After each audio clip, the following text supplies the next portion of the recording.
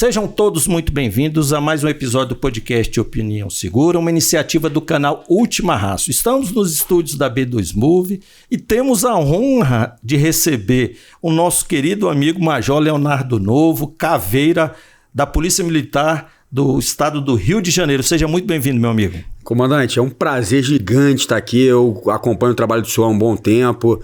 O senhor é um defensor da questão da união, da operacionalidade com conhecimento teórico, que é o que eu defendo hoje, a bandeira que eu mais defendo na polícia. E o senhor é um expoente, parabéns pelo trabalho. E vai ser muito bom aprender um pouquinho aqui com o senhor. Cara, eu recebi uma ligação do Coronel Moreno, eu até mando um grande abraço, né? Ele falou, rapaz, o Leonardo Novo está aqui em Brasília fazendo um curso aí, já trouxe aqui na Radioatividade, no programa deles, Sim. que é fantástico, campeão de audiência, né? E falou, pô, Luciano, leva... Cara, você já estava no meu radar há muito tempo, porque você, cara, é uma referência, né, para vários policiais do Brasil, não só por ser um caveira, mas também por ter essa especificidade, né, de procurar o conhecimento, é escritor, fez mestrado em Portugal, está fazendo doutorado na Universidade de Salamanca, que é a universidade mais antiga do mundo, né? Sim. Então, cara, tu fez o giro completo aí, e é o que eu tenho falado e sustentado aqui, porque... E até tem um artigo escrito, né, numa obra que a gente teve a oportunidade de coordenar para o público, né, do pessoal de operações especiais e ações táticas, que é a presença da ciência nos grupos de operações especiais, né, e ações táticas, em que a gente discute quanta ciência está envolvida, né, naquele indivíduo que faz um curso de explosivista, sim, um sniper, né, um negociador. Então tem muita ciência, muito conhecimento, né? A gente pega emprestado o conhecimento de diversas ciências e vejo que você, cara, é um cara que tem procurado levar ciência também, levar conhecimento teórico e prático para a nossa tropa, não só do Rio de Janeiro, mas para o Brasil inteiro. Uma grande referência, é um prazer e uma satisfação ter você aqui, meu amigo. Muito obrigado. Eu entendo que o caminho é esse, né, comandante? Na verdade, eu estou numa caminhada, que é uma caminhada muito longa, ainda falta muita coisa. É um prazer muito grande estar aqui em Brasília, eu sou muito bem recebido aqui sempre, já há anos que eu venho aqui, instruções com BOP, instruções com choque. Hoje mesmo eu tive o privilégio de dar uma instrução de direito operacional para os policiais do batalhão de choque. Ontem eu tive no COT, antes de ontem eu tive na nossa gloriosa academia aqui do DF, para os cadetes. Então assim, sempre que eu posso, mesmo na correria, né, vim fazer um curso aqui na Senap de Análise Criminal, mas eu sempre aí nas folgazinhas eu tento colaborar de alguma forma. E eu não sou pioneiro não, comandante. Na verdade, a gente sempre foca no operações especiais, na parte operacional. Mas se a gente for ver um histórico breve, nós temos excelentes policiais que conciliaram muito bem essa questão da teoria com a prática. Então nós temos Coronel Pinheiro Neto, que foi comandante-geral, o senhor conhece, lá do Rio de Janeiro, né? Nós temos Coronel Batista, né, que foi a inspiração para o Matias de Tropa de Elite, que hoje é o comando de operações especiais, foi meu comandante, que é mestre pela FGV. Coronel Nunes, que é o subsecretário hoje do Rio de Janeiro, também é mestre pela FGV. Todos eles operações especiais. Então, o operações especiais ele tem essa característica de versatilidade, né? Ele entende, e é um lema que eu uso e eu aprendi na academia, que eu dei uma modificada nele, né? A gente aprende na academia que o que resolve é tiro, porrada e bomba, né? A gente tem esse lema nessa brincadeira, mas eu digo que o lema é tiro, porrada, bomba e livro. A gente precisa transformar a atividade policial em ciência cada vez mais para melhorar a prestação de serviço. Não, com certeza. Você falou em vários nomes. A gente tem também em Minas Gerais o Major Francis, né? Explosivista, sim, caveira. Inclusive, ele coleciona pós-doutorados. A última vez que eu conversei com ele, ele estava com 4 ou com 5, viu? Como é que pode, o cara é escroto, viu? O cara é muito bom. Então, e essa questão, né? Porque geralmente, né? Assim, o senso comum é que o cara que é operacional, o cara que é caveira de operações especiais, é o cara mais técnico, né? O cara que não gosta de estudar, e isso é uma narrativa inadequada, né? Porque a maioria dos caveiras que eu conheço é nesse naipe aqui. O cara é mestrado, é doutorado, o cara estuda, né? Porque tem muita ciência envolvida e a gente sabe que essas tropas, elas, como a gente sempre gosta de utilizar, eu gosto dessa nomenclatura, né? Última raça é a última razão do Estado. Então, precisa de fato um treinamento adequado, obviamente sempre apoiando as tropas que estão nas ruas, né? Porque é necessário. Muito da cultura das tropas de operações especiais é em sala de aula, ministrando aula e transmitindo o conhecimento que é obtido, e é um conhecimento de excelência. Até estava conversando com o Novo aqui antes de começar a nossa gravação, já teve a oportunidade de fazer curso na Colômbia, tem 2 caveiras no peito, né? Do BOPE do Rio e também da Polícia Nacional Colombiana, que é uma referência, né? Sim. Quando a gente fala de explosivos, né? Também tem experiência e formação em Israel e repassa esse conhecimento não apenas para as tropas de operações especiais, mas para todo o efetivo da nossa querida Polícia Militar do Rio de Janeiro, e não só, né? Porque ministra também instruções, né, em vários estados brasileiros, né? Hoje eu estou muito nessa área acadêmica, né? Eu estou na Secretaria de Segurança, então a pessoa deve estar estranhando aí, pô, que major é esse aí de barba e tal? Eu estou na Secretaria de Segurança. Barbado, exercendo a função de superintendente de atividades especiais lá, uma responsabilidade muito grande, e que a parte teórica me ajudou demais. Quando a gente fala do BOPE, né, comandante, a gente percebe assim, mas como é que o BOPE conseguiu chegar no nível, né, de profissionalismo que tem hoje? É porque está sentado na sala de aula, não tem outro caminho. Então lá no BOPE, há muitos anos, a estrutura da unidade é a estrutura de ensino. A gente brinca lá que na hierarquia funcional da unidade é comandante sub e o chefe da seção de instrução em nível de importância. Para o senhor ver como é que é tão importante a gente qualificar o policial para prestar um serviço tão difícil e tão sensível. Então no BOPE lá, Rogério Greco já deu instrução lá, e a gente busca sempre os melhores para a tropa. E é muito interessante que eu tive uma passagem na carreira, que eu saí do BOPE para o batalhão de choque, e a comando do Coronel Fábio, que também é um coronel, uma referência lá no Rio de Janeiro, e muita gente fala assim, porque o Coronel Fábio revolucionou o batalhão de choque, para a gente entender a importância do ensino na atividade policial. E, de fato, o batalhão teve um impacto muito positivo com a chegada dele, e eu tive o prazer de colaborar fazendo parte da equipe. E o que a gente fez para transformar a unidade foi pegar exatamente tudo que dava certo no BOPE, principalmente na área de ensino, e replicar naquela unidade, uma unidade muito importante do Rio de Janeiro.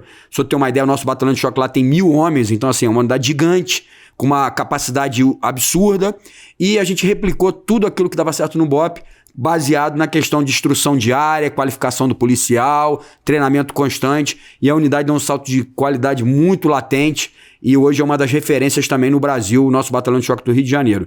Então é muito interessante isso. E aí tem um outro ponto, o comandante Souto tocou, que eu acho que é importante a gente frisar.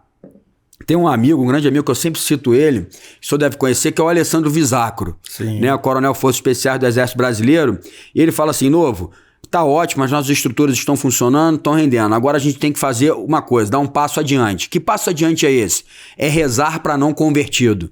Porque a gente falar de polícia para policial, falar de polícia para quem gosta da polícia, isso é muito fácil, né? Porque a gente está jogando em casa, eu gosto de fazer essa comparação.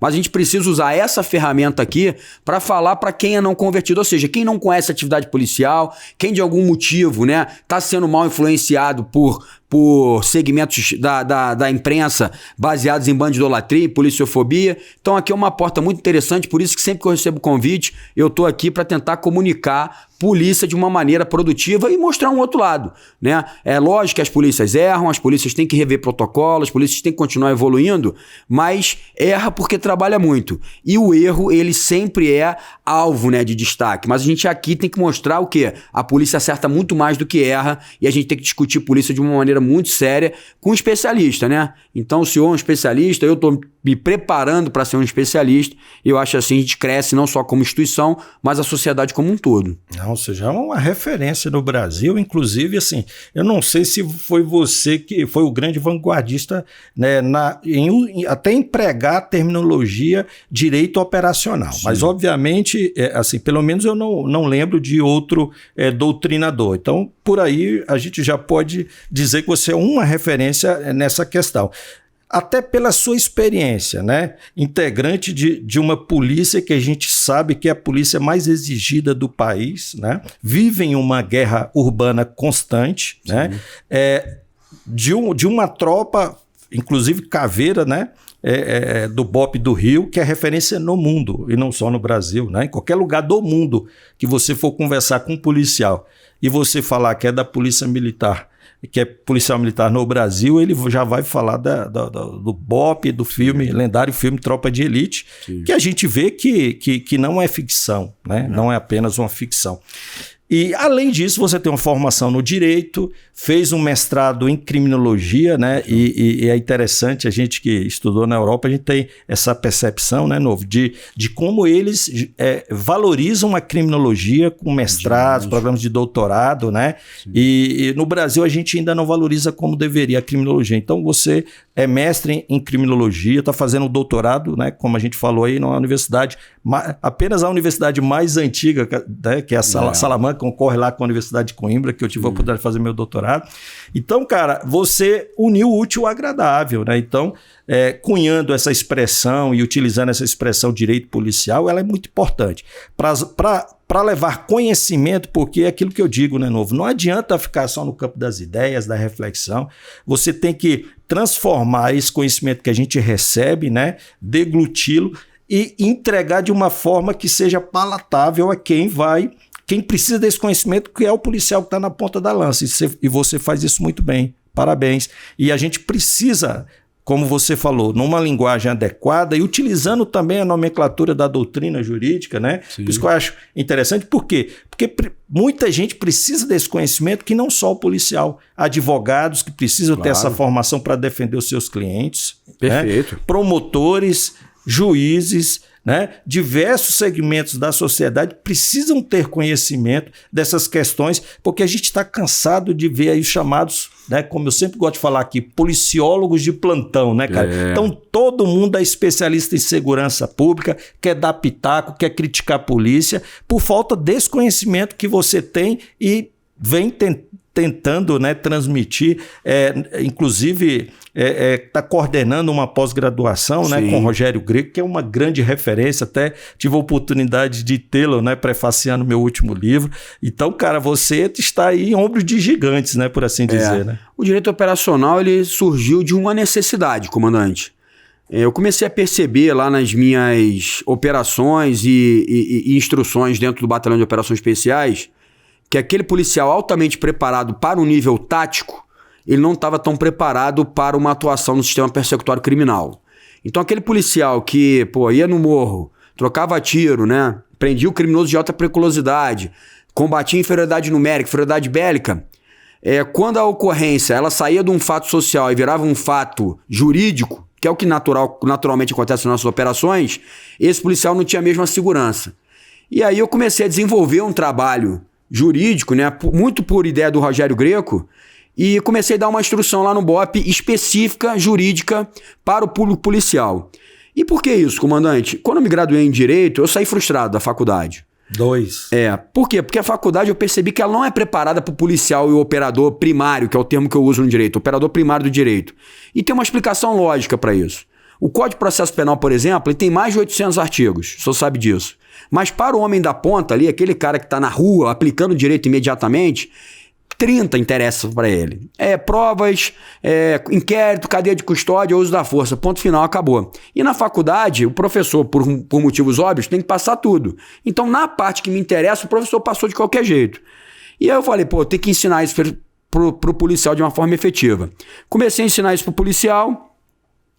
Dessas instruções, as instruções viraram os livros, que é o Direito Operacional 1, Direito Operacional Volume 2, e nós continuamos avançando, e hoje é uma pós-graduação em Direito Operacional no Instituto Rogério Greco, onde eu consegui reunir os melhores professores do Brasil. Então tem lá Alessandro Vrisaco, Rodrigo Furro, próprio Rogério Greco, Diego Pérez, promotor do Rio Grande do Sul, Coronel Onivan, da Polícia da Paraíba, que é uma referência Alexandre Abraão, Angélica Glioche. Então, assim, doutora Ana Paula Meza. Então, assim, tem vários professores aí, e professores de vertente diferente, Emerson Castelo Branco, né? Então, assim, eu juntei ali todo mundo, né?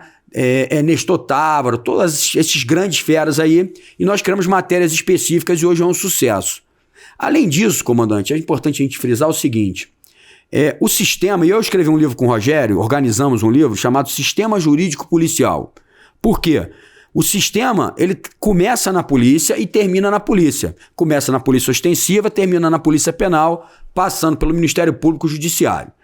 E não adianta, para que esse sistema funcione, que somente o policial entenda de direito. Os outros operadores, juízes, promotores, defensores, delegados, têm que conhecer de polícia. Por quê?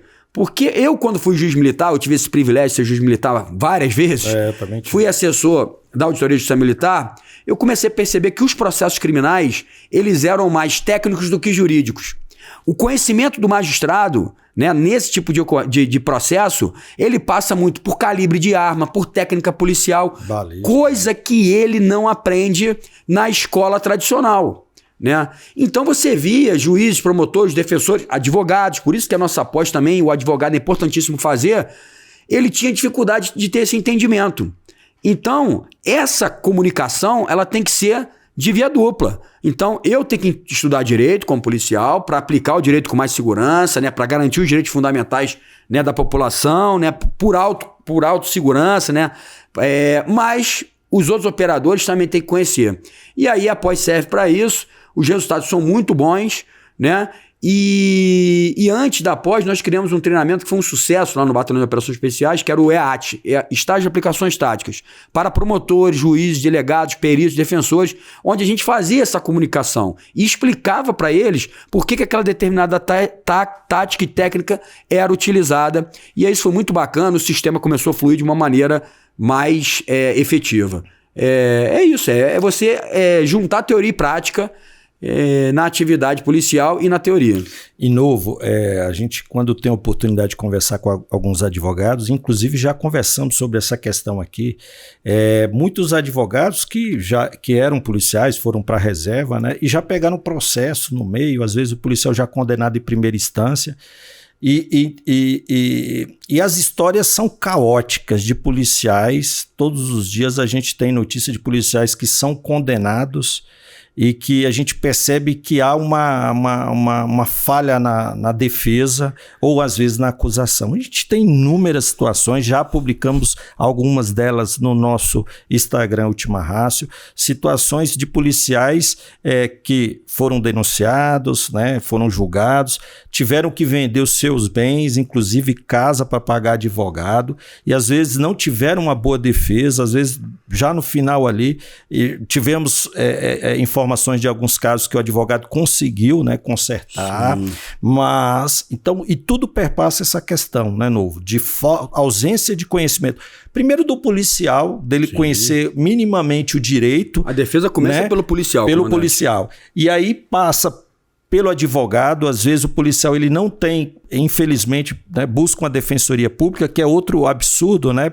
Legalmente esse policial agindo, né, em razão do Estado, o Estado deveria prover de maneira adequada a defesa dos seus quadros, mas não é assim, o policial tem que arcar com essa defesa. Às vezes é associação, infelizmente são vários casos, as associações que ofertam esse serviço querem ajudar e têm prestado um auxílio considerável, mas obviamente pelo número excessivo de casos não dá conta de todos, né? Então o policial ele se vê órfão nesse aspecto do Estado no que pertine à sua defesa, né? Às vezes não encontra bons advogados e também tem pela frente, e aí obviamente é uma falha sistêmica, a gente não está aqui apontando falha para juiz, promotor, mas a gente percebe que, como você falou, muitos juízes, muitos promotores, e obviamente há exceção.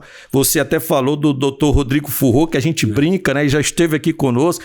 Ele saiu da polícia, mas a polícia não saiu dele. É uma grande referência, tem feito um trabalho fantástico nas redes sociais, comentando decisões, obviamente de uma maneira muito adequada, sem críticas, né? E é o que deve ser. Né? E você, meu velho, é um desses, né? Tá aí no balaio do Furro, é uma grande referência e tem nos ensinado muito. O Furro é meu professor. O que acontece, comandante? Durante as minhas pesquisas e durante a minha atuação, principalmente como juiz militar, eu percebi claramente que existem dois tipos de erro. Existe o erro moral, e aí, para esse, é inegociável, é o rigor da lei, policial que se corrompe, a gente não pode abrir mão disso, mas existe o erro técnico.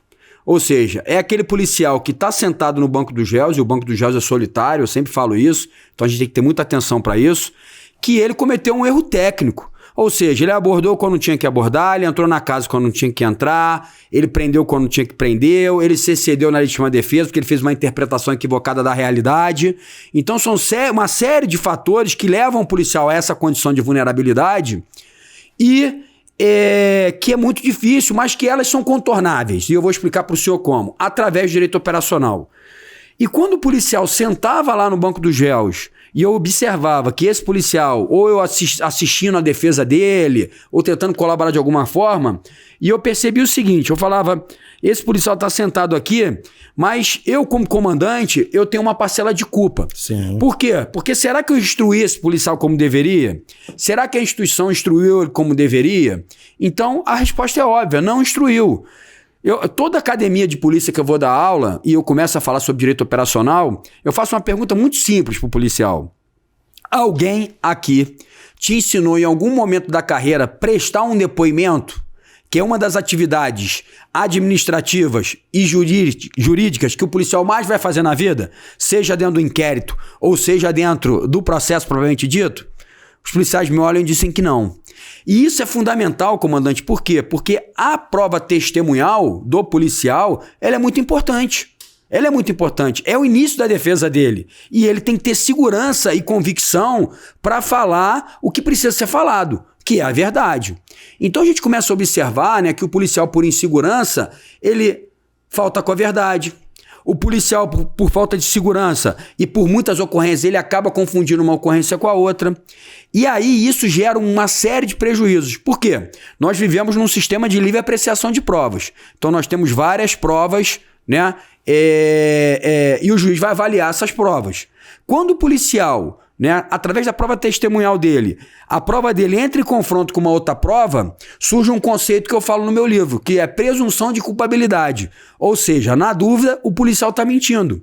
Porque aqueles conceitos iniciais que nós falamos de policiofobia e bandidolatria, ele está externalizado na sociedade, né, e no juiz também. Então teve um caso interessante, onde no inquérito policial, o policial, eu perguntei pra ele, tá, policial, aí, o que aconteceu nessa ocorrência? Narra pra mim aí, como é que foi? E o policial fez a narrativa. Não, 01, a narrativa normal, né? Entramos no beco, entramos em confronto, o criminoso foi alvejado, né? Aquele depoimento padrão que é caótico dentro do judiciário. E só que ao mesmo tempo que eu estava colhendo o depoimento do policial, eu estava com o laudo cadavérico do morto em cima da mesa. E o laudo cadavérico do morto, né? Ele... Do criminoso que foi morto em confronto, ele estava me dizendo outra coisa. Ele estava me dizendo o quê? Que o tiro tinha sido de cima para baixo. E aí eu reafirmei com o policial. Policial, você tem certeza que foi isso que aconteceu? Porque o depoimento do policial dizia uma coisa e o laudo cadavérico dizia outro. E qual era o detalhe? No confronto entre esses dois elementos de convicção, porque não é prova ainda, a prova é só dentro do processo, quem estava falando a verdade, o policial ou o laudo? É óbvio que é o laudo. E aí o policial lembrou melhor da ocorrência e falou assim, não, Zé, não estou lembrado. Nesse dia a gente estava em cima de uma laje. Falei, opa, então agora a gente está caminhando no caminho certo. Agora você vai ter que me explicar juridicamente por que você estava em cima de uma laje. O que juridicamente é perfeito aplicável. Complexo da Maré, o criminoso sobe para a laje e atira a polícia de cima para baixo. Ele está em crime permanente lá em cima. Eu tenho permissão jurídica para ir atrás dele. O flagrante permanente é a condição permissiva de violação de domicílio. Era só ele explicar isso e a ocorrência estava resolvida. Agora, será que o nosso policial hoje ele tem esse conhecimento jurídico? E se ele tem esse conhecimento jurídico, ele consegue aplicar na realidade, como esse caso? Não tem problema nenhum o policial atirar de cima para baixo do criminoso. Isso não é ilegalidade. Principalmente no ambiente operacional do Rio de Janeiro. Claro. Mas ele tem que explicar por que ele está na casa, porque senão ele está cometendo um outro crime. Então, assim, às vezes, né, o policial tem que ser preparado multidisciplinarmente. Né? É aquele lema que eu falei que senhor, não é tiro, porrada e bomba, é tiro, porrada, bomba e livro. O livro é o conhecimento teórico porque vai salvar ele. Então são vários exemplos que eu dou no livro, esse é um, mas tem outros exemplos que se der tempo a gente vai falar aqui, muita coisa bacana. E novo, cara, as especificidades do Rio de Janeiro, cara, assim, são muito complexas e diferentes de boa parte do Brasil, embora a gente saiba que o crime, né, o crime ele está começando a se distribuir de forma muito intensa em todos os rincões do Brasil, né, com dominicidades, novo cangaço aí, apreensões de fuzil que aqui quase não tinha, já temos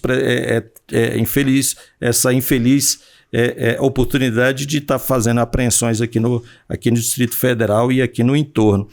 E aí, somado a isso, né, quer dizer, algumas reflexões a gente pode fazer disso. Primeiro, é uma situação praticamente de guerra urbana, inclusive no mundo inteiro, as operações que a Polícia Militar e a Polícia Civil fazem nos morros cariocas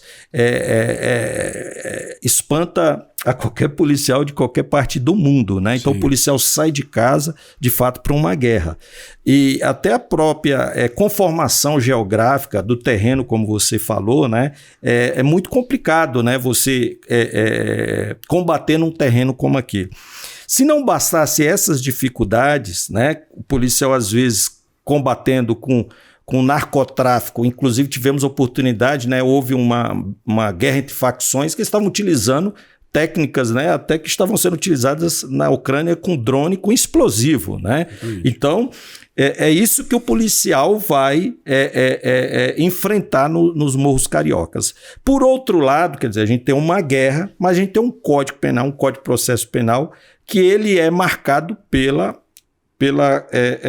questão de uma configuração de julgamento em tempo de paz. Isso. Então, só aí a gente tem uma grande questão que a gente pode refletir. Uma outra questão é o seguinte, é que a gente, e obviamente não poderia ser diferente, a gente tem um código penal que é para o Brasil inteiro, sim, mas aplicado numa situação específica como é o Rio de Janeiro, não há exceção, né? E, além disso, a gente tem uma enxurrada de decisões judiciais contraditórias e coisas assim muito pequenas e banais, como o fato de você parar um indivíduo na rua para uma abordagem pessoal ou uma busca, né, veicular. Então, uma questão muito assim, simplória como essa, né, que é cotidiano no Brasil, você viu um suspeito, você para um veículo e realiza uma abordagem. E começa a pipocar decisões judiciais muito complexas, contraditórias, e isso tudo na cabeça do policial, ele fervilha e é muito difícil ele fazer essa conexão entre o mundo jurídico e o mundo operacional, né? Perfeito. Na verdade, uma das teses, né, principais do direito operacional é que existe um descompasso entre fato social e ordenamento jurídico, né? Esse descompasso é muito grande. Então, o profissional ele tem poucas ferramentas para atuar nessa realidade. Esse exemplo que o senhor deu, né, de utilização de drone com explosivo, como é que o nosso ordenamento jurídico vai tratar essa questão? Né? Então a gente tem um descompasso, a gente demora muito por conta da burocracia e pelo despreparo até dos nossos legisladores discutir de uma maneira mais efetiva, né, a pretensão punitiva do Estado para essas questões graves. Então esse é o primeiro ponto, descompasso entre fato social criminal e ordenamento jurídico como um todo. Então isso é uma base de direito operacional. A gente demora muito como Estado para responder e responde mal. Eu dou sempre o exemplo do porte ilegal de arma de fogo de uso restrito.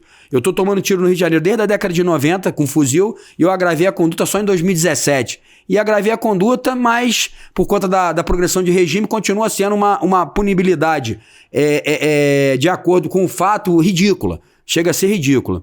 Então, e aí essa questão da guerra ela é muito importante. Por quê? A minha tese de mestrado é vitimização policial. E no que eu cheguei lá, a conclusão que eu cheguei?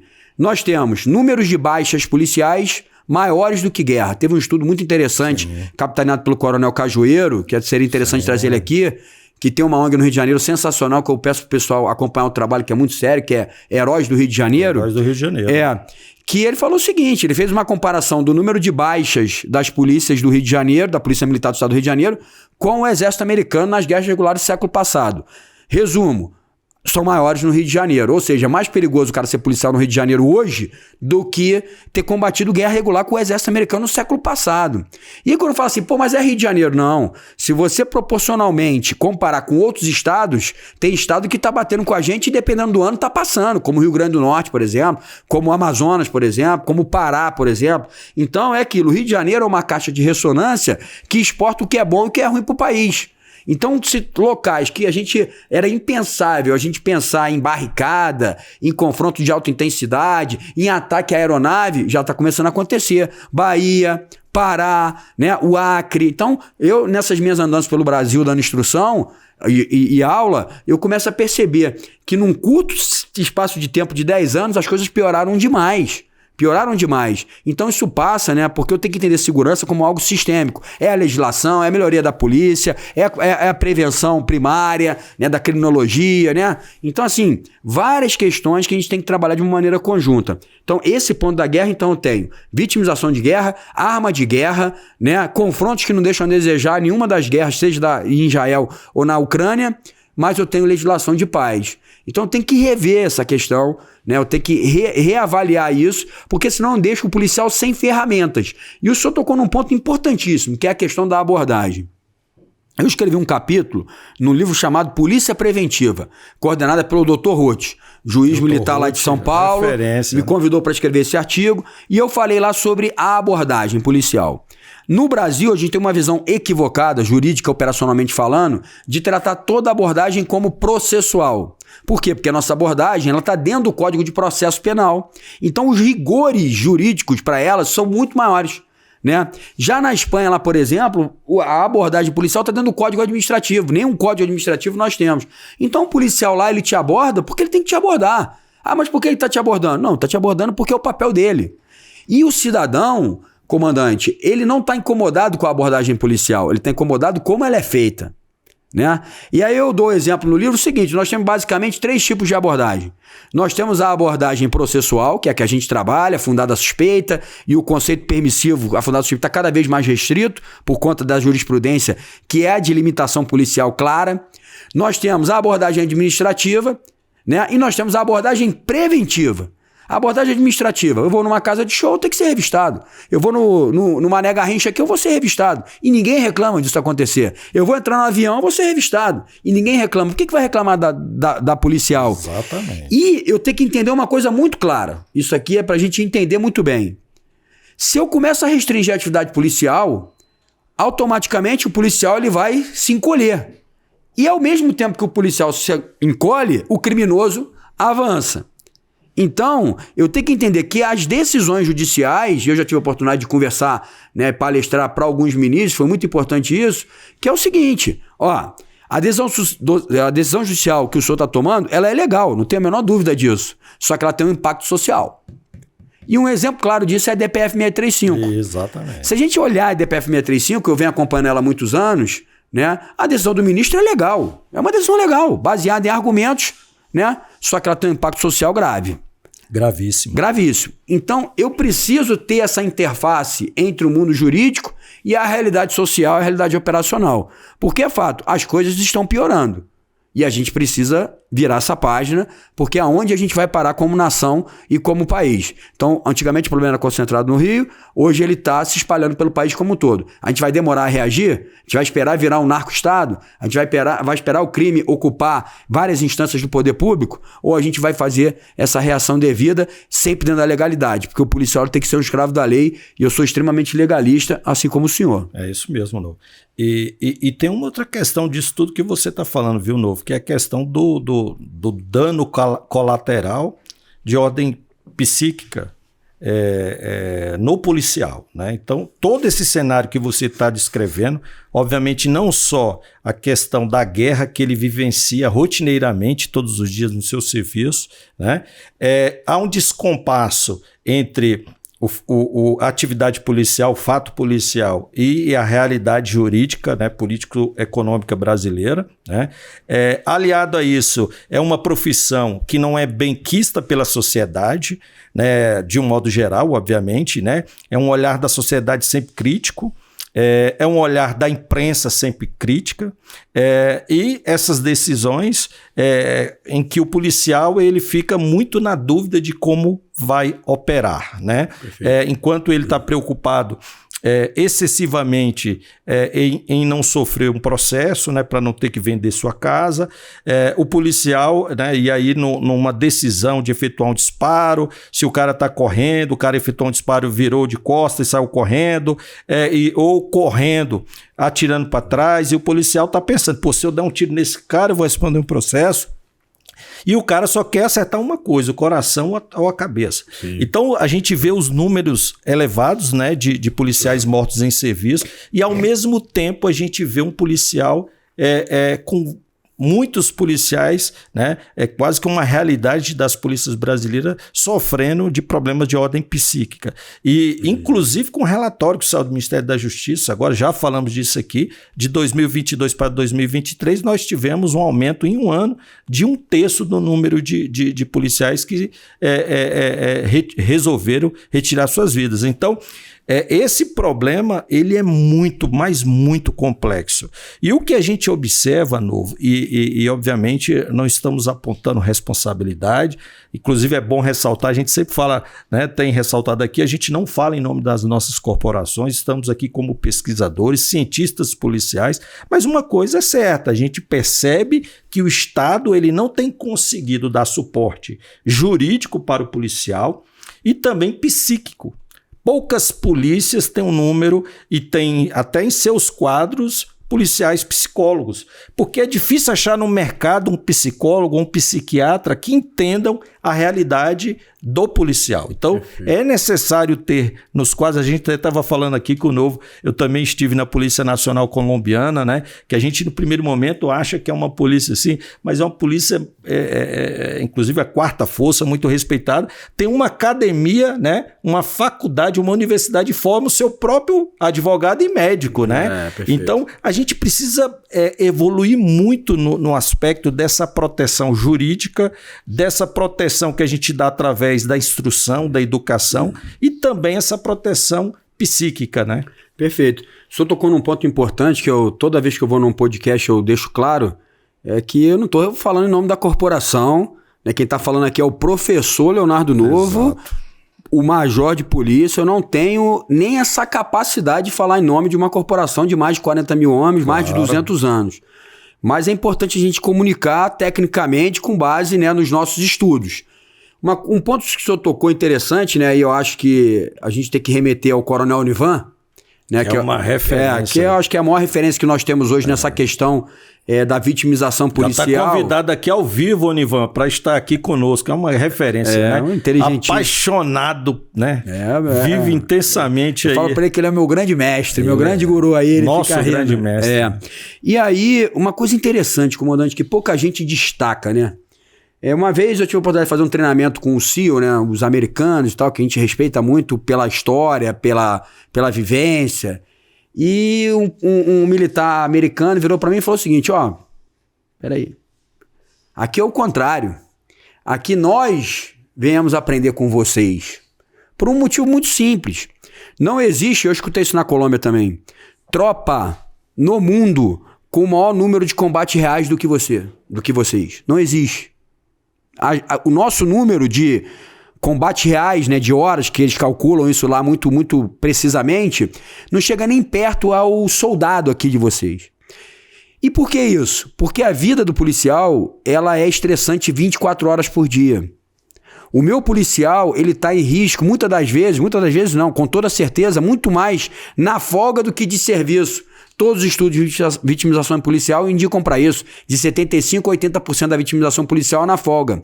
Enquanto o cara tá dormindo em casa e com medo de um bandido entrar na sua casa, identificar como policial e matá-lo, né? Exatamente. Então, isso gera uma série de transtornos. Então, enquanto o americano trabalha no tripé, operação, instrução e férias, ou seja, em 2 momentos ele não tem estresse praticamente nenhum, e só no momento ele está no confronto de alta intensidade, o meu policial ele não tem essa desaceleração. E isso gera uma série de impactos psicológicos para esse profissional, que a gente precisa trabalhar isso com muita atenção. Então, quando você começa a ver, né, o policial, né, e no BOP nós tivemos problemas dessa ordem, o cara vai somatizando isso. E somado a uma cultura, né, muito bem trabalhada pelo capitão Storani, né, um outro especialista, do ethos do guerreiro, o policial ele acha que é a vulnerabilização dele pedir ajuda, por exemplo. Né? Então a gente lá nas unidades especiais por onde eu passei tinha resistência. Tipo assim, não, se eu pedir ajuda para psicólogo eu tô maluco. Né? Não, cara, a gente tem que pedir ajuda. Tá com problema, tem que pedir ajuda. Porque nós somos de carne e osso. Nós, né, nossa tropa, nós policiais do Brasil, fazemos atos incríveis. Mas nós somos iguais a qualquer pessoa. Eu tenho 2 filhos... né? Sou casado, tenho minha vida, gosto de fazer minhas coisas. Então, assim, às vezes a gente, né, leva esse profissional a uma condição que de fato ele não é. Ele é de carne e osso, ele fica doente, ele se machuca, ele morre, ele fica paraplégico, ele fica tetraplégico, né? Então, somado a já as questões jurídicas que nós discutimos aqui, que são extremamente complicadas, e o senhor tocou num ponto muito interessante que eu abordo no livro, que é a questão do tiro nas costas e o tiro pelas costas. Ou seja, nem tudo é o que parece no direito, né? Então eu abordo alguns temas. Esse é um. É muito natural o policial entrar num beco, né? Ou dar voz de parada para um criminoso, né? E o criminoso correr atirando para trás. E o policial está em legítima defesa e o tiro vai pegar nas costas do criminoso, só que ele precisa ter convicção para afirmar isso. O tiro está nas costas, tá, o laudo cadáver está dizendo isso, tá, mas por que tiro nas costas? Porque o criminoso correu e atirou para trás e eu estava em legítima defesa. O policial tem que ter muita segurança. Um outro tema interessante que eu abordo no meu livro, que só eu escrevi sobre isso, eu nunca vi escrito em lugar nenhum, que é um ponto que eu queria que o senhor refletisse. Existe agressor com arma de fogo sem arma? Olha que coisa interessante. E eu conversando com juízes, promotores, sempre nessa minha andança aí de palestra e aula, e todo mundo, não. Peraí, agressor com arma de fogo sem arma? Não, não existe isso. Na prática existe. Ou seja, o policial entra em confronto com mais de um criminoso. Pela intensidade do confronto, ele neutraliza um criminoso, mas ele, por segurança, ele não consegue se aproximar desse criminoso. Por um prazo temporal, quando ele consegue fazer isso, cadê a arma, comandante? O outro criminoso levou. Então é o criminoso que levou, são moradores oportunistas do caos, né? Que levam, né? Que compactuam com o crime local. E o policial chega lá, tá numa ocorrência de morte por intervenção de agente de Estado, que é complicadíssima juridicamente falando, né? Mas ele tá ali, né, numa condição de desvantagem, porque ele tem um criminoso que agrediu ele, mas a arma, que é o instrumento da agressão, não está ali. Então, de fato, existe, né, agressor com arma de fogo sem arma. Resumidamente, comandante, porque eu estou olhando ali o tempo, a gente daqui a pouco já vai estar indo, passa muito rápido. O policial ele tem que entender que o conflito ele tem 3 perspectivas. E eu demorei 20 anos para entender isso. Primeira perspectiva é a perspectiva física. É o confronto armado. Esse é o mais fácil. Por quê? Porque é o mais claro. Você tem alguém que está querendo te agredir, você vai se defender, vai usar a técnica. Para isso você precisa ter a técnica, coragem, qualquer policial no Brasil tem, e ter sorte. Aí é o problema. Porque a sorte ela é desleal. Um dia ela está contigo, no outro dia ela te abandona. A outra perspectiva do confronto, do conflito ou da guerra é a perspectiva jurídica. É o direito operacional, é te ensinar a fazer o direito que é o ideal para você. Beleza, é o direito de policial para policial. É o direito prático do dia a dia, é o que vai te defender. E aí as ferramentas estão aí. O livro, a pós, instruções, palestras. É a guerra que eu chamo de jurídica. O pior dia da ocorrência é o seguinte, não é o dia da ocorrência para o policial. E tem uma terceira perspectiva do conflito, que é a informacional, comandante, que é a mais complexa de todas. As narrativas que são criadas. As narrativas que são criadas, exatamente. Porque dependendo de como for a narrativa, uma excelente ocorrência se torna ruim e uma boa ocorrência se torna nada. Por quê? Como eu disse, né? O que vem demais é o ruim.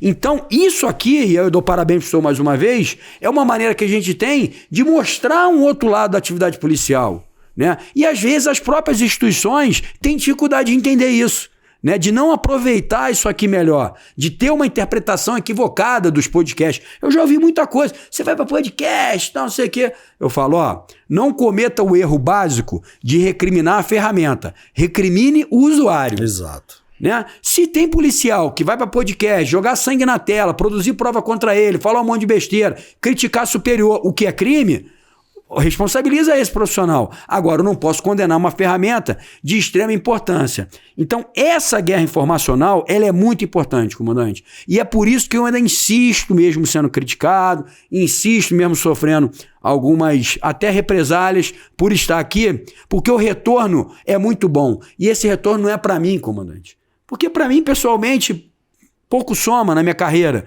mas às vezes eu tenho mais prejuízos do que vantagens. Mas eu já passei por cada situação, por conta dessa exposição de podcast, que é sensacional. né? Então vou contar só um caso aqui para o senhor entender o alcance que o senhor tem. Eu fazendo uma operação na comunidade do Jacarezinho, foi Jacarezinho não, já tem tempo, eu não estou lembrado qual é a comunidade. Eu fui abordado por uma menina, né? Primeiro um garoto ficou me olhando. E aí depois eu via que o garoto queria vir falar comigo e tal.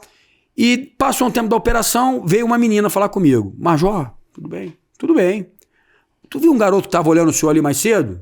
Eu falei, reparei. Então, ele é meu namorado. Ele é fã do senhor. Meu, como assim fã, pô? Pelo amor de Deus, fã não. Só existe um ídolo que é Jesus Cristo. Isso eu não abro mão. Não tem essa história de fã, não. Às vezes alguém me fala isso, eu dou até uma travada assim, cara, não entra nessa não, porque a idolatria é um dos maiores erros da humanidade. Eu erro mais até do que você. Ele assiste essa questão de podcast, ele adora isso, assiste escondido aqui, e ele está estudando para ser policial. E aí aquilo me bateu de uma maneira muito forte, aquela coisa. Falei, pô, muito bacana e tal, pô, que legal. Só que ele estuda escondido aqui, ninguém pode saber. O sonho dele é passar a polícia e tirar a gente aqui da comunidade, porque a vida aqui é muito difícil. Há aproximadamente um mês atrás, esse garoto entrou lá no meu Instagram e mandou uma mensagem dizendo que passou na prova. Olha que fera. E aí eu falo pro senhor o seguinte, eu, operando pelo BOPE, operando pelo choque, com um fuzil na mão, eu ia alcançar esse garoto só se eu cometesse um erro. Porque o garoto não é criminoso, como é a maioria dos moradores da comunidade. Os moradores da comunidade, a grande maioria é do bem, só que eles estão ali numa situação muito difícil. Então eu não ia alcançar esse garoto com um fuzil na mão de preto, com a caveira no peito. Mas através dessa ferramenta aqui eu alcancei. E o garoto mandou uma mensagem para mim dizendo que passou na prova. Então olha como isso aqui é rico, olha como isso aqui é uma ferramenta de modificação, como a gente pode de fato ter a oportunidade de falar, convencer, trazer pessoas. E é uma ferramenta de guerra informacional. Porque é um contraponto. Contraponto esse que muitas das vezes a gente não tem, né, nos grandes veículos de comunicação. Então parabéns. Pô, continua com isso, comandante, porque é uma maneira que a gente tem de crescer, não profissionalmente, não, como eu disse para o senhor, mas crescer... Muito pelo contrário, né? As instituições, né, policiais, mostrando de fato como elas são e não como elas são retratadas, muitas das vezes, pelo que eu chamo de oportunistas do caos. Ou seja, são aqueles indivíduos que para eles, quanto pior, melhor, porque eles lucram com isso. Sejam políticos, maus jornalistas e outras pessoas aí que tá cheio aqui no nosso Brasilzão. Cara novo, isso que você falou é fato, né? A gente que é professor, que é docente, né? Às vezes numa sala de aula, né? Eu dou aula há mais de 20 anos na academia, formando os futuros oficiais, que é um grande orgulho, né? Mas entre sala de aula fala para 30, não que não seja importante, é muito importante, né? E até um alunato qualificado, né? Que serão os futuros oficiais, né? Os futuros comandantes. Mas quando você vê o potencial das redes sociais, só para tu ter uma ideia, o nosso Instagram tem 175 mil seguidores. Nós temos vários meses em que a gente mensalmente tem atingido mais de 3 milhões de contas. Não é visualizações, são mais de 3 milhões de pessoas diferentes que acessaram algum dos nossos conteúdos. Então, é maior do que a população do Distrito Federal. Né? E hoje nós temos seguidores no Brasil inteiro. Então, isso que você falou é fato e, obviamente, a responsabilidade é muito grande, né? Eu já tive a oportunidade no shopping, um rapaz muito novo também me parou, falou, pô, coronel, tudo bem com o senhor é lá da Última Rácio e tal, pô, eu acompanho o senhor porque também estava estudando, pô, e vou entrar agora, e até eles ingressaram agora no último CFP, né? Pô, posso tirar uma foto com o senhor? E vários relatos que a gente tem, às vezes você tá num show, né, chega alguém, pô, coronel, tudo bem, senhor é da Última Rácio e tal, conversa com a gente, pô, o senhor, através das vossas publicações, poxa, é um incentivo. O policial, né? O policial que está na rua, porque é lógico que a gente, com a formação que nós temos, com a experiência que nós temos, a gente seleciona qual é a postagem que a gente vai fazer, às vezes, assim, através de uma frase, né? Às vezes o vídeo ele é até engraçado no primeiro momento, mas deixa uma lição. E isso que você falou é interessante porque a gente tem colocado, inclusive tem uma audiência muito grande. Quando a gente faz postagem de vídeos sobretudo norte-americanos, em que há os policiais com câmera corporal e também na viatura, em que no primeiro momento eles mostram uma cena fechada e você assistindo o vídeo, você fala, caramba, o cara efetuou um disparo sem o cara estar armado.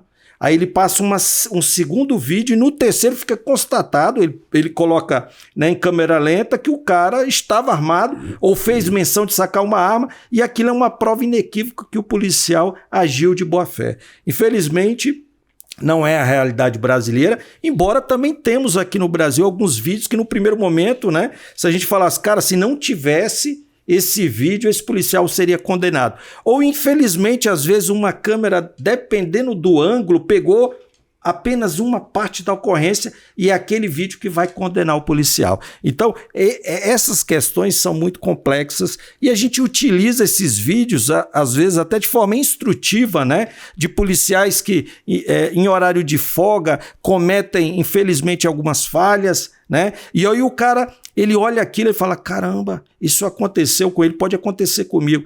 Então, assim, é muito importante e como o Novo falou, né, infelizmente, nem todos os comandantes, nem todas as polícias estão preparadas e, obviamente, a gente tem que separar o joio do trigo, né? Claro. A gente tem inúmeros canais que levam informação, conhecimento adequado e vendem a corporação, né? Você falou aí que a gente não faz isso, né? Inclusive não tem rentabilidade. Hoje eu tiro dinheiro do próprio bolso para bancar tudo isso, né? E até em relação à progressão funcional, né? Inclusive a gente, às vezes, no meu caso mesmo, já fui prejudicado, porque eu já era ter sido promovido a coronel na promoção passada, não fui parte do que aconteceu na minha não promoção, foi justamente por essa exposição que muitas pessoas interpretam de maneira inadequada, né? Eu falo, porque todos os cursos de formação que eu fiz na polícia, eu fui 0 de turma, inclusive no CAO fui 01, nunca respondi nada na polícia, mais de 20 anos dando aula, né? E fui preterito, né? Mas justamente por questões políticas, falsas interpretações daquilo que a gente diz aqui, né? Então a gente paga um preço muito alto, mas eu falo para você, Novo, é um preço que eu pago muito feliz e alegre porque a gente tem frutos, né? E a oportunidade que eu tenho, por exemplo, de conhecê-lo, né? Tivemos aqui vários especialistas, vários doutrinadores, né? Falando sobre polícia e muito feedback positivo, né? É, demais. Graças a Deus é muito bacana. E assim, comandante, um ponto que o senhor tocou, a gente tem que entender que a gente está vivendo na era da informação, né? Então, hoje, eu sempre digo para os meus alunos o seguinte, regra número 1 do combatente, né, do policial operacional. Comporte-se sempre como se estivesse sobre a mira de uma arma e sobre a lente de uma câmera. Perfeito. E aí as instituições policiais... Hoje tem câmera para tudo que é lado. Exatamente. Inclusive é do próprio policial. Exato. Então, assim, o que eu acho positivo, né? Eu acho que é positivo. Eu sempre fui a favor de câmera, sempre operei com câmera própria, mas eu não sou a favor de como ela está sendo implementada. O grande problema é esse. Então assim... A forma que está sendo implementado, né, que não é, na maioria dos casos, quando se debate o uso de emprego de câmeras, é que é a minha grande crítica, né? Não é voltado à proteção, necessariamente, também, obviamente, do policial. Né? Sempre na questão com foco na responsabilização. Exatamente. Na fiscalização e controle. Exatamente. Então, o policial ele tem que entender isso. E aí as nossas formações, elas têm que dar uma acelerada para que explique isso para o policial. Agora, um ponto interessante, comandante, em relação a essa questão das câmeras.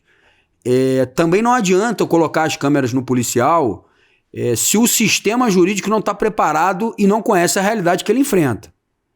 Então, assim, não adianta eu colocar uma câmera no policial, o policial está num confronto armado de alta intensidade, o morador passa, o policial xinga o morador mandando ele sair da rua e eu querer responsabilizar o policial por algum tipo de abuso e desvio. Porque eu não estou naquele ambiente. Né? Então aquele ambiente ele tem que ter uma interpretação jurídica diferenciada, né? Então eu sempre digo que as instituições elas têm que estar preparadas e têm que criar mecanismos e ferramentas para atuar nesse enfrentamento informacional, né? Que é o mais difícil hoje.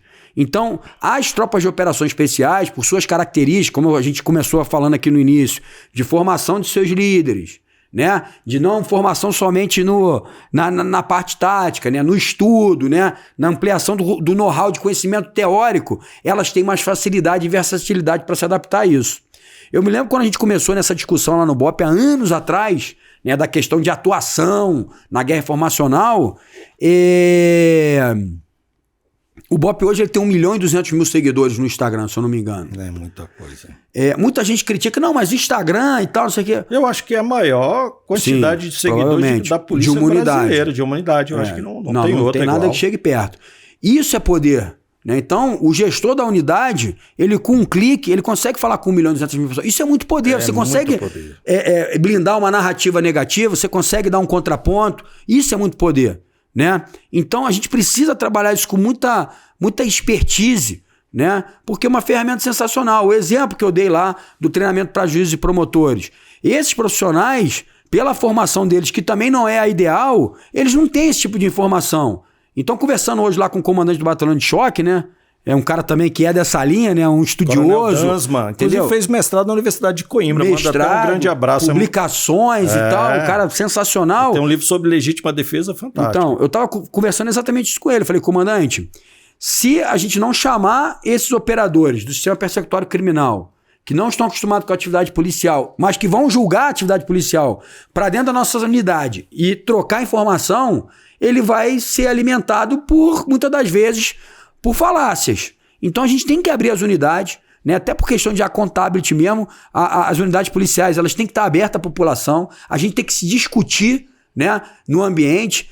O termo especialista, né, em segurança pública, que muitas vezes é criticado, e eu respeito muito, e aí já para ir para o final da fala, né, eu respeito muito os especialistas em segurança pública.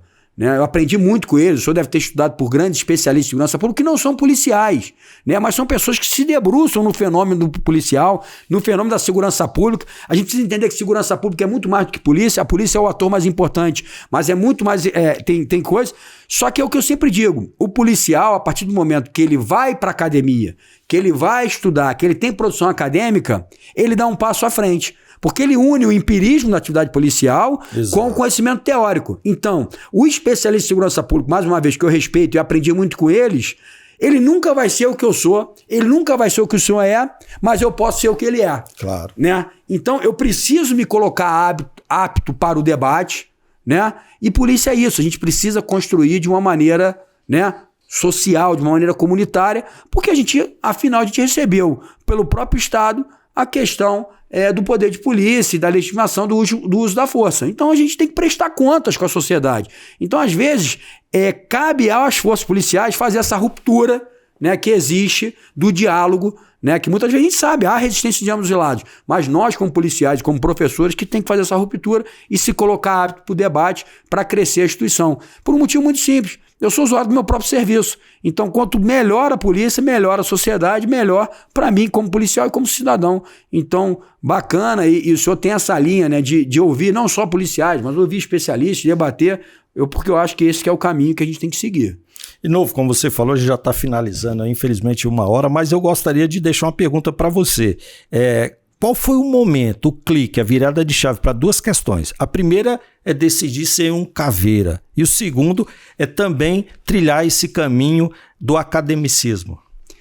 Eu sempre gostei de desafio, comandante. Eu sou aquele cara que até minha esposa brinca comigo e fala assim: não podem te desafiar, né? Chegar para você e falar que você não consegue.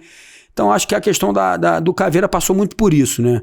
Eu queria me provar como pessoa, e eu sempre digo que o curso de operações especiais ele não é um curso para a polícia, ele é um curso para a vida. Quando você passa por um curso de operações especiais, além de você estar muito bem preparado tecnicamente, você se conhece como pessoa. Tu era tenente ou capitão? Eu fiz como tenente. Minha primeira oportunidade eu fiz o curso. 1 ano de formado eu já fui fazer o curso. Então eu conheci meus limites ali. Então isso como pessoa me enriqueceu demais. Né? Então a questão do curso de operações especiais foi nesse sentido. Eu quero conhecer o meu limite, né? E ter o privilégio de fazer parte dessa tropa que de fato é referência, sem desmerecer os demais. Todo mundo é importante, todo mundo tem o seu valor, gosto de deixar isso bem claro. E fez quase seguido outro curso, né? Terminou um e foi fazer na Colômbia, né? Ganhei de presente, né? Rapaz. Eu fiz o curso de operações especiais em 2008. Tem até um policial daqui de Brasília, porque é uma referência que é o Faria, né? Que é do meu turno, é o 33, tem curso, acho que é o cara mais cursado que tem aí no Brasil, policial excelente aqui, é uma referência aqui no DF, e aí eu fui o primeiro colocado do meu curso. Aí o comandante me deu de presente um segundo curso lá na Colômbia. Presente de grego esse, né? Tô brincando, aprendi demais. O senhor teve lá. Referência, Aí fui fazer lá na Colômbia o curso e aprendi muito com eles. Em relação ao direito, comandante, eu acho que a minha virada, assim, para tentar ajudar de alguma forma, foi ver um policial sentado no banco dos réus por ter cometido um erro técnico. Então foi a necessidade, né? Porque... E a empatia, né, com o outro. Exatamente. Ver aquele policial ali, que o Estado colocou ele numa situação muito difícil, né? Sem dar a formação devida, isso aí é claro, mas não é uma crítica aqui, é porque a atividade é muito difícil. Você pode ter um curso de formação de soldado de 10 anos que o cara não vai sair pronto. Isso é fato, né? O aprendizado ele é constante. Eu sou coronel, tá aprendendo até hoje. Eu sou major, tô aprendendo até hoje. Né? Então é uma realidade, e sabendo que aquele erro que o policial cometeu, ele poderia ter sido evitado, né? Então todo aquele desgaste do policial está sendo submetido à pretensão punitiva do Estado, que ele senta no banco do réu sozinho, mas tem influência para a família, influência para os amigos, influência para todo mundo, para a própria instituição. Aquele erro poderia ter sido evitado só com um pouquinho de conhecimento e conhecimento jurídico. Então eu decidi o quê? Vamos tentar fazer alguma coisa para levar o conhecimento, estudar, né, e fornecer isso para os meus policiais. E eu deixo o recado aqui: todo policial tem que produzir conhecimento, porque a polícia que eu vivi é uma, que o senhor viveu é outra, e cada policial viveu uma polícia. E o garoto que está chegando agora, se eu passar os erros que eu cometi, né, e as dificuldades que eu tive para ele, eu vou fortalecer um profissional mais qualificado. Então, conhecimento não se guarda, conhecimento passa adiante, e todo mundo tem essa capacidade de produzir conhecimento. É isso aí, se preocupar com as futuras gerações. Leonardo Novo, Caveira da Polícia Militar do Estado do Rio de Janeiro, esteve aqui conosco no nosso podcast. Muito obrigado, meu amigo. Uma satisfação imensa conhecê-lo pessoalmente. Muito obrigado. Comandante, eu que agradeço. Passa muito rápido, né? Uma hora aqui, um demais, papo bom desse. Mas eu agradeço o convite, agradeço a confiança, né? Estamos à disposição sempre para as boas práticas. Beleza? Só estudo e liberta, força e honra, Caveira. Caveira, meu irmão, muito obrigado. E esse foi mais um episódio do nosso podcast Opinião Segura, uma iniciativa do canal Última Rastro. Estamos aqui nos estúdios da B2 Move e aguardo você no nosso canal. Se inscreva, curta o vídeo, divulgue e faça esse vídeo aqui, que foi hoje uma grande aula que nós tivemos, chegar para o maior número de pessoas. Um forte abraço a todos e até o próximo Opinião Segura.